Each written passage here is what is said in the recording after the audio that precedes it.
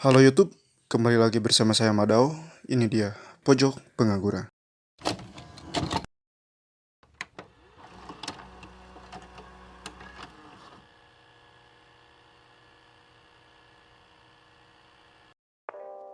Di episode kali ini, saya akan membahas tentang seorang penjaga minimarket yang tiba-tiba saja menjadi target seluruh pembunuh bayaran profesional di dunia.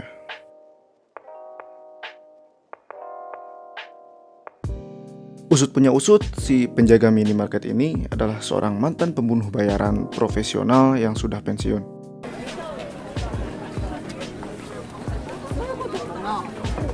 Ada yang mengatakan jika dia ini merupakan seorang pembunuh bayaran yang melegenda di kalangan dunia bawah. Namanya sangat ditakuti oleh komplotan kejahatan. Sedangkan di dunia para pembunuh bayaran, namanya begitu dihormati. Dia adalah Taro Sakamoto. Hah? Kenapa?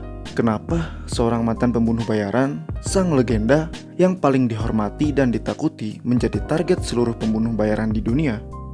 Jawabannya adalah seseorang telah menaruh harga 1 miliar yen untuk kepalanya Taro Sakamoto. Meskipun si Taro Sakamoto ini sudah lama pensiun sejak 5 tahun yang lalu dan tubuhnya saat ini sudah sangat gemuk dibanding dengan tubuh lamanya. Kemampuan Sakamoto masihlah berada di atas rata-rata manusia normal. Bahkan beberapa komplotan penjahat dan beberapa pembunuh bayaran yang mencoba membunuh Sakamoto pun masih berada jauh di level Sakamoto.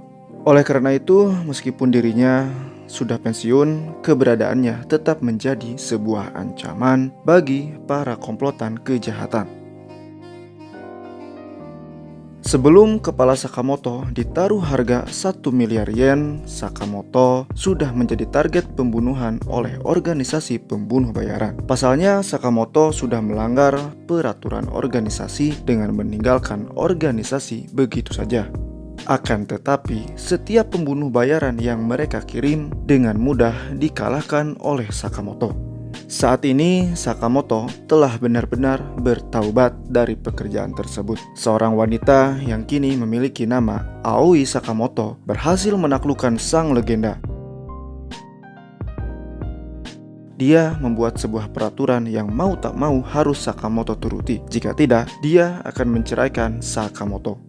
Peraturan tersebut tidak terlalu rumit dan terlihat cukup simpel, yang intinya Sakamoto dilarang untuk membunuh siapapun lagi. Dan ya, selama 5 tahun terakhir, Sakamoto telah berubah menjadi orang yang baik, warga yang baik, tetangga yang baik, dan bersih dari segala pekerjaan kotor sampai dengan hari ini.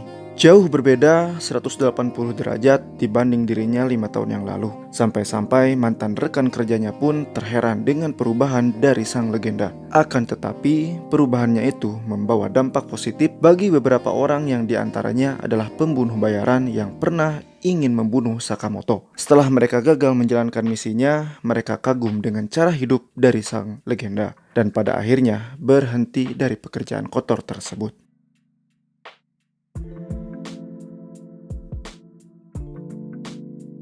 Kembali lagi ke daftar nomor 1 target pembunuhan dengan pembayaran terbesar 1 miliar yen. Sakamoto heran kenapa dirinya bisa dihargai 1 miliar yen. Apa keuntungan dari kematiannya? Padahal dirinya sudah benar-benar jauh dan terhindar dari segala aktivitas-aktivitas di dunia bawah selama 5 tahun terakhir. Dan kini tiba-tiba saja kepalanya dihargai 1 miliar yen oleh seseorang. Hal tersebut membuat kehidupan damai Sakamoto menjadi berantakan. Pembunuh bayaran yang awalnya datang mungkin setiap 1-2 bulan sekali, kini hampir setiap harinya datang dan mencoba membunuh Sakamoto demi hadiah 1 miliar yen. Bahkan yang awalnya hanya para kroco yang datang, kini para pembunuh bayaran kelas kakap mulai berdatangan. Sakamoto mulai terusik, apalagi ketika istrinya mengetahui bahwa Sakamoto telah ditaruh bounty oleh seseorang, membuat Sakamoto tak bisa diam dengan kondisi yang sedang menimpanya saat ini. Sakamoto pun berencana untuk menghilangkan bounty-nya tersebut. Dia memulai aksinya dengan mendatangi salah satu organisasi pembunuh bayaran yang sebelumnya mengirim agennya untuk membunuh Sakamoto.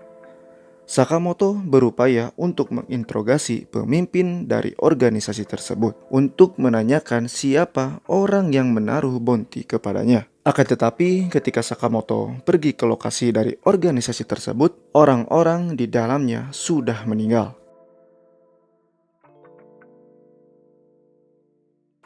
Menurut informasi yang dia dapat dari mantan rekan kerjanya, jika saat ini sedang banyak hal yang terjadi di dunia bawah, khususnya dunia para pembunuh bayaran.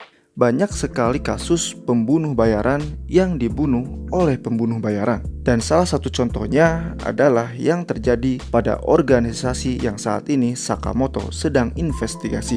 Kabarnya mereka semua telah dibunuh oleh orang yang sama.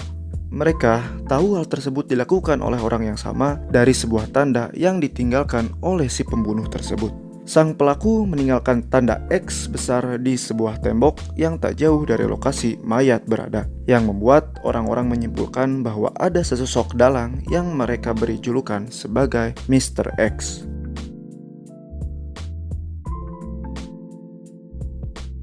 Aksi bunuh-membunuh antar organisasi pembunuh bayaran memanglah sebuah hal yang lumrah, sebuah hal yang normal di kalangan para pembunuh bayaran profesional.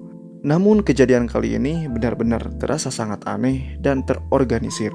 Dan kejadian-kejadian tersebut terjadi bersamaan dengan diumumkannya bounty Sakamoto. Sampai-sampai asosiasi pembunuh bayaran turun tangan dengan mengirimkan order, sebuah pasukan khusus yang dimiliki oleh asosiasi untuk menyelesaikan kekacauan yang terjadi.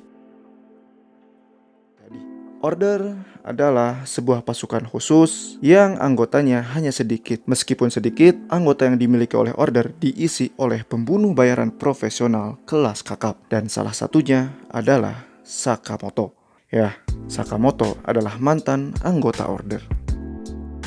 Dan mungkin saja itu adalah salah satu alasan mengapa dia diberi bounty 1M tersebut. Mungkin saja itu adalah salah satu alasan mengapa Sakamoto diberi bounty 1M. Atau mungkin ada orang di dalam asosiasi yang memberi bounty kepada Sakamoto.